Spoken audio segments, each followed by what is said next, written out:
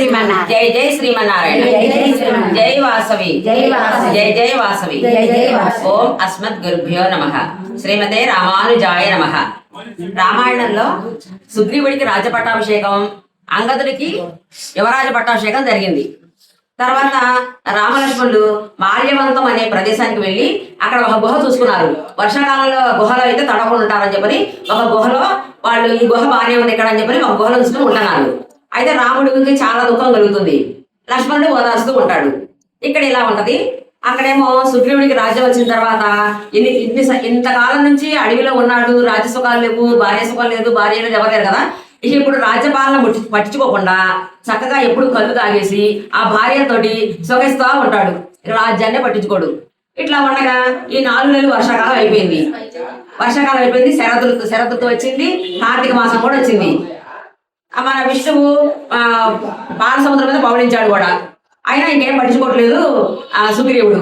అప్పుడు హనుమంతుడు వచ్చి సుగ్రీవుడితోటి మరి సుగ్రీవా ఏంటిది, మరి రాముడు అడిగేంత వరకు కూడా చేసుకోవాకు, అంతకన్నా ముందే నువ్వు బయలుదేరాలి, ఇప్పటికే కాలాతీతం అయిపోయింది, సీతాన్వేషణ కోసం చేయాల్సిన కార్యక్రమాలన్నీ చెయ్యాలి, రాముడు వచ్చి అడిగినా చేసుకోవాకు, రాముడు ఏమైనా తక్కువవాడా, ఈ భూపంచాన్నే తలకిందు చేయగలడు, అలాంటి వాడు రాముడు, నిన్ను హతమాసంలో గొప్ప, కాబట్టి నువ్వు ముందే మేల్కొని కావాల్సిన కార్యక్రమాన్ని చేయవలసిందని చెప్తాడు.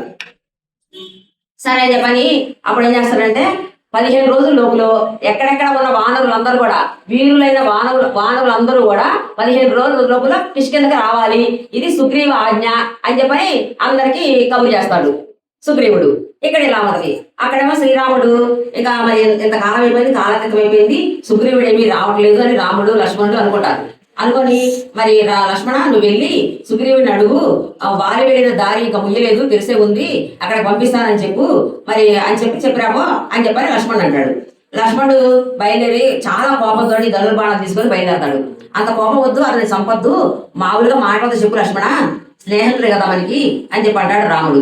అయినా సరే లక్ష్మణుడు సంపద అనుకుంటాడు కానీ అతని కళ్ళల్లో ఎర్రదనం కోపంతోటి ఇక కాలికి దగ్గర రాళ్ళని తన్నేసుకుంటూ, చెట్లని తన్నేసుకుంటూ, ఏనుగులు అడవస్తే వాటిని నెట్టేసుకుంటూ, కాళ్ళు ఎత్తెత్తి వేసుకుంటూ ఎంతో కోపంగా వెళ్తాడు కిష్కింద ఊరు బయటికి. అక్కడికి వెళ్ళేసరికి పెద్ద పెద్ద వానరులు గుంపులుగా తిరుగుతూ ఉంటారు. ఒక్కొక్క వానరుడికి 10 ఏనుగుల బలం ఉంటుంది. అంతంత పెద్ద వానరులు తిరుగుతూ ఉంటారు. తిరుగుతా ఉంటే అక్కడికి అంగదుడు వస్తాడు. అంగదుడు ఎదురయ్యాడు. అంగదుడిని చూసి, అంగదా నువ్వు మీ పినతండ్రి దగ్గరికి వెళ్ళి మరి ఇట్లా లక్ష్మణుడు వచ్చాడని చెప్పి నన్ను లోపలికి రమ్మంటాడో, ఆయన బయటకు వస్తాడో అడిగిరా అని చెప్పి పంపిస్తాడు. పంపిస్తే ఈ లోపల ఈ వానరులందరూ కూడా ఈ లక్ష్మణుడు ఒక క్రోధమైన రూపం చూసి భయపడి కొంతమంది పారిపోతారు, కొంతమంది ఏమో సుగ్రీవుడి దగ్గరికి వెళ్తారు చెప్పడానికి. అట్లా వీళ్ళని చెబుతారు. అంగదుడు చెబుతాడు, పినతండ్రి కాళ్ళు పట్టుకొని ఇట్లా రాముడు వచ్చాడు, లక్ష్మణుడు వచ్చాడు, రాముడు తమ్ముడు లక్ష్మణుడు వచ్చాడు ఇట్లా అని చెప్పి చెబుతాడు. చెప్తే ఆయనకి ఇవన్నీ ఏమైనప్పుడు బాగా తాగి కళ్ళు తాగి ఉన్నాడు, ఆ భార్యతో ఉన్నాడు కదా, ఇక ఇవేమి వినపట్లేదు ఆయనకి. మళ్ళీ ఆ అంగదుడు వచ్చి లక్ష్మణుడిని రమ్మని ఆహ్వానిస్తాడు కిష్కిందలోకి. ఇక లక్ష్మణుడి కిష్కిందలోకి వస్తా ఉంటాడు. ఇక 2 పక్కల రోడ్డుకి 2 పక్కల కూడా ఇల్లు, బ్రహ్మాండమైన ఇల్లు, చక్కగా బంగారంతో వజ్రాలతో తయారు చేసిన ఇల్లు ఉంటాయి అక్కడ.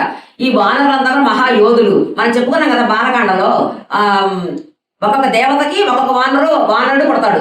ఆ వానరుడు ఆ దేవతకి ఎంత బలం ఉందో, ఎంత శక్తి ఉందో, ఎంత తేజస్సు ఉందో అంత తేజస్సు ఉంటది. అలాంటి వానరులు అందరూ కూడా ఇల్లు ఉంటాయి అటు ఇటు. ఆ పెద్ద పెద్ద మంచి చెట్లు, పళ్ళు ఫలాలు ఇచ్చే చెట్లు, పూల చెట్లు, మంచి సుగంధమైన వాసన, ఎంతో బ్రహ్మాండంగా ఉంటుంది. అమ్మ కిష్కింద ఎంత బాగుందే, ఎంత శ్రీమంతంగా ఉందే కిష్కింద అనుకుంటాడు లక్ష్మణుడు. అట్లా ముందుకెళ్తారు. ముందుకెళ్ళిన తర్వాత అక్కడికి వెళ్ళి ధనుష్టాంకారం చేస్తాడు మొదలోకి వెళ్ళి. ఆ ధనుష్టాంకారానికి ఈ వానరులందరూ భయపడి కిసకిసాన్ని ఎగురు పెడతా ఉంటారు. అప్పుడు తెలివచ్చింది ఎవరికి? సుగ్రీవుడికి. అప్పుడు దాకా వీడు చెప్పిందంతా ఏమీ వినపడలేదు. ఈ ధనుష్టాంకారము ఈ వానర కిసకిసనపడేసరికి అతని తెలివి వచ్చింది. అప్పుడు ధనుమలు లేచి కూర్చొని మరి ఏంటి లక్ష్మణుడికి రాముడికి ఎందుకు కోపం వచ్చింది, నేను వాళ్ళని ఏం చేయలేదు కదా, వాళ్ళని ఏం అనలేదు కదా, ఎందుకు కోపం వచ్చిందని తారని వెళ్ళమంటాడు. నువ్వు వెళ్ళి కనుక్కో, లక్ష్మణుడు ఏ కారణంగా వచ్చాడో, ఎందుకు కోపం వచ్చిందో నువ్వు కనుక్కొని రాపో అని తారని పోమంటాడు. ఆ తార ఎలా ఉన్నప్పుడు అతని దగ్గర సుఖాలు పొంది జుట్టంతా రేగిపోయి ఒంటి నిండా నగలన్నీ చెల్లా చెదిరైపోయి చీర కూడా సరిగ్గా లేకుండా ఉన్నది ఆ తార. అయినా కూడా తను కూడా కళ్ళు తాగున్నది. ఇవన్నీ ఏం తలవు. లక్ష్మణుడి దగ్గరికి వస్తుంది. వచ్చిన తర్వాత ఆ లక్ష్మణుడు ఆ అవతారం చూసి తలకాయ ఉంచుకుంటాడు.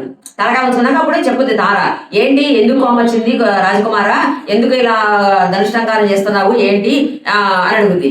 అడిగితే మరి ఇంతకాలం అయిపోయింది, కాలాతీతం అయిపోయింది, మరి సీతాన్వేషణ కోసం ఏమీ చేయట్లేదు అని చెప్పంటే చేస్తున్నాడు, వానరుల కోసం కబురు పంపాడు, నువ్వు అంత క్రోధం తెచ్చుకోవద్దు, అతనేదో ఇన్నాళ్ళ నుంచి రాజ్యసభ లేపేసరికి ఇక స్త్రీ సుఖంలో పడిపోయి కొంచెం జాప్యం అయింది, అంతేగాని మిమ్మల్ని మర్చిపోలేదు, మీ స్నేహాన్ని కూడా మర్చిపోలేదు అని చెప్పి తార లోనకి రాంటది. సరే అని లోనకి వెళ్తాడు. లోనకి వెళ్తే అక్కడ ఎలా ఉంటుంది, బంగారపు మంచం మీద మంచి అలంకారాలతోటి మంచి మంచి మాలలు మంచి మంచి గంధాలు పూసుకొని ఉంటాడు సుగ్రీవుడు. ఆ చుట్టూ ఉన్న ఆడవాళ్ళందరూ కూడా మంచి మంచి చీరలు మంచి మంచి నగలు కట్టుకుని ఉంటారు. లక్ష్మణుని చూడతో గబక్కలు లేచాడు సుగ్రీవుడు లేసరికి ఈ ఆడవాళ్ళంతా కూడా లేచి ఉంటున్నారు.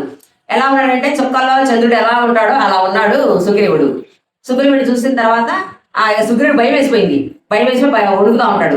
అప్పుడు తారంటది, లక్ష్మణ నువ్వు శాంతించు, మరి ఏం పర్వాలేదు, ఎవరైనా తప్పు చేయకుండా ఉండరు, నీ విషయం అయితే మేము మర్చిపోలేదు, కొంచెం జాప్యం కలిగింది అంతే, నీ కోసం వానరులు తెప్పించడానికి మనుషులు కూడా పంపించాడు సుగ్రీవుడు. కాకపోతే ఏంటంటే ఇన్నాళ్ళ నుంచి సుఖపడలేదు కాబట్టి ఇప్పుడు రాజ్య సుఖము భార్య సుఖం వచ్చేసరికి కొంచెం జాప్యం జరిగింది అంతే, మీరు ఎంతటి వారో మీ శక్తి మాకు తెలుసు కదా, మీరు ఉపకారం చేసే వాళ్ళకి ప్రత్యుపకారం చేయాలనే ఉద్దేశంతో ఉన్నాడు, కానీ ఎలాంటి తప్పు చేయలేదు, కాబట్టి నువ్వు శాంతించు. ఎవరికైనా కూడా విశ్వామిత్రుడు లాంటి వాడికే 100 సంవత్సరాలు ఒక ఆడదాంతో ఉంటే ఒకరోజే అనుకున్నాడంట, అలాంటిది వానరుడైన చపలచిత్తం గల సుగ్రీవుడు అనుకోవడం గొప్పే ఉంది, నువ్వు శాంతించని చెప్పి ఆయన్ని శాంతింపజేస్తుంది తార. అప్పుడు సుగ్రీవుడు అంటాడు, నేను వానరుల్ని పంపించాను, మరి రావణాసురుడికి కోట్ల సైన్యం ఉంది, రాక్షస సైన్యం, నాకు కూడా వానర సైన్యం కోట్ల మంది ఉన్నారు, నేను వాళ్ళందరినీ పిలిపించాను, డైరెక్ట్ గా మనం వెళ్ళడానికి కుదరదు కదా రావణాసురుడి దగ్గరికి, వీళ్ళందరినీ చంపుకుంటూ వెళ్ళాలి, అందుకోసమని నేను పంపించాను, అయినా రాముడి శక్తి ముందు నాదంతా, ఆయన వెనకాల నేను నడుస్తాను, ఆయన చెప్పినట్టు మీరు వింటాను తప్ప నాదేం లేదు, కొంచెం జాప్యం అయితే నన్ను తప్పైంది, క్షమించు లక్ష్మణ అని చెప్పి అంటాడు సుగ్రీవుడు. అప్పుడు లక్ష్మణుడు సరే అని చెప్పి సంతోషపడి సరే రాముడి దగ్గరికి వెళ్దాము అని తీసుకుని వెళ్తాడు. జై శ్రీమన్నారాయణ.